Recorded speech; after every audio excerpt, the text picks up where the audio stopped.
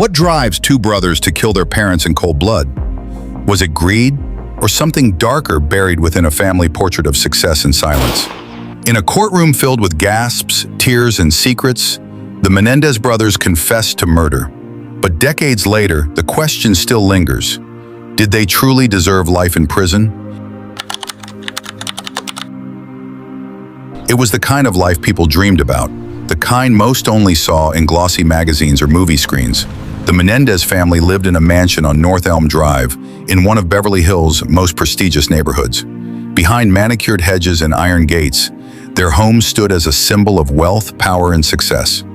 Jose Menendez, a Cuban immigrant, had worked his way up the corporate ladder from washing dishes to becoming an executive at RCA and later a powerful figure in the entertainment industry. Known for his intense ambition and business acumen, Jose demanded excellence from everyone around him, especially his family.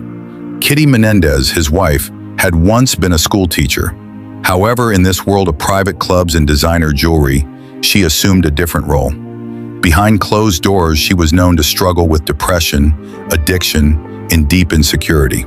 Some say she was fiercely devoted to her sons.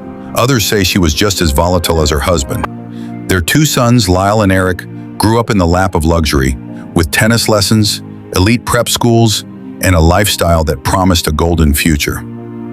Lyle, the older of the two, was outgoing and cocky, with thick dark hair and a sharp tongue. Erik, more sensitive and quiet, poured his energy into tennis, and for a time seemed destined for athletic greatness. To outsiders, they were the American dream incarnate.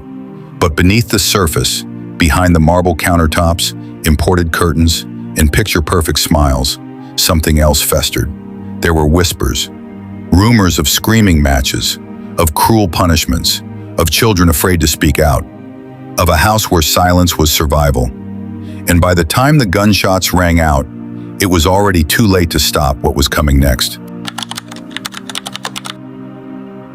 It was just past 11 p.m. on Sunday, August 20th, 1989, when the 911 call came in.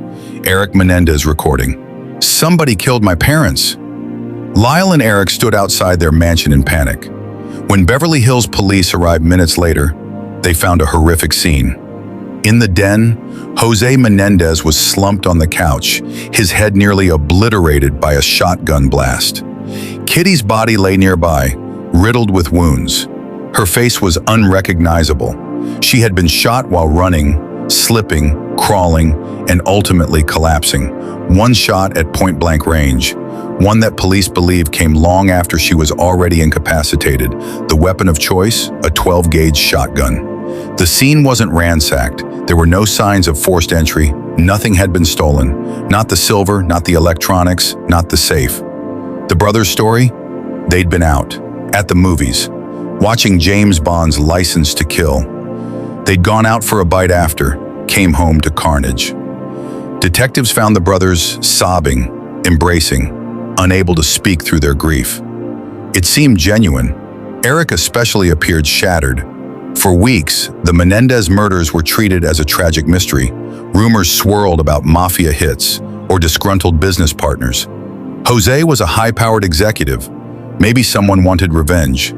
But then things started to change. The shock of the crime gave way to questions. Something wasn't adding up. Detectives took note of how quickly the brothers resumed their lives.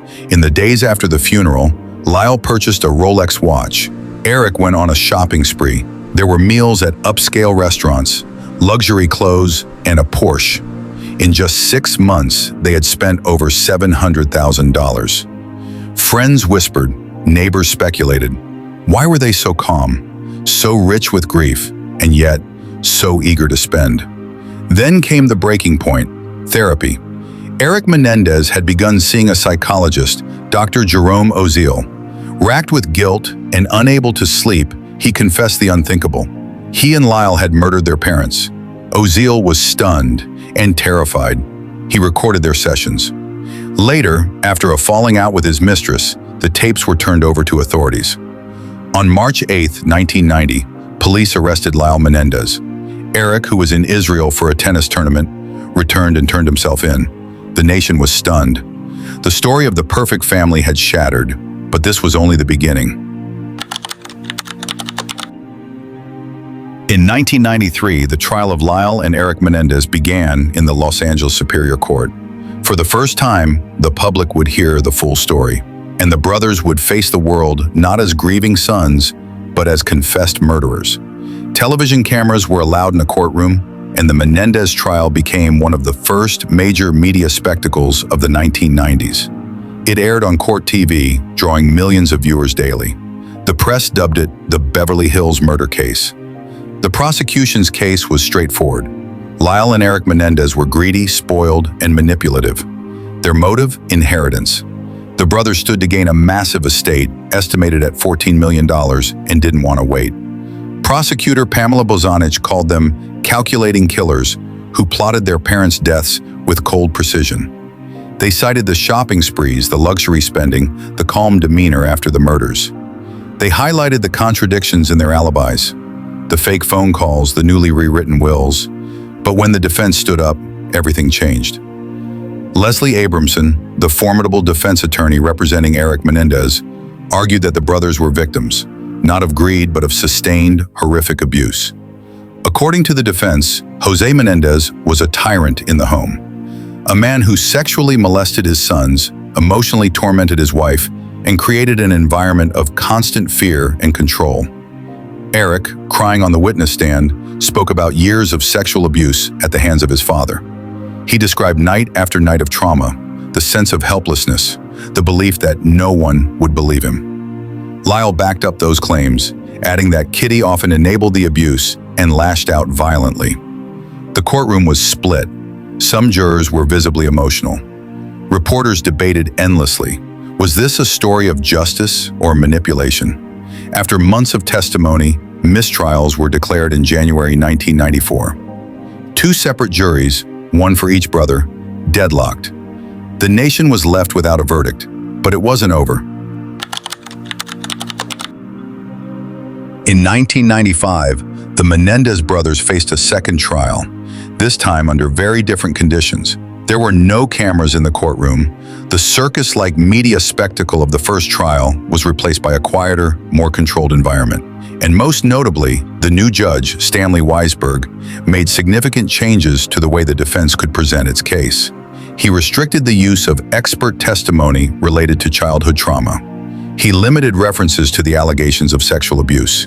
And perhaps most critically, he disallowed much of the emotional context that had swayed jurors during the first trial. This time, the prosecution sharpened their narrative. This was about money, cold-blooded, calculated, and fueled by greed. They leaned hard on the spending spree after the murders. They replayed the secret tapes made by Dr. Oziel. They reminded the jury of Erik's detailed confessions. They brought in financial experts, forensic psychologists, and behavioral analysts who described the brothers' actions as textbook narcissism and entitlement. The defense still argued for context, that the killings were not premeditated, but the result of years of fear and abuse. They said the brothers had snapped, believing their lives were in danger.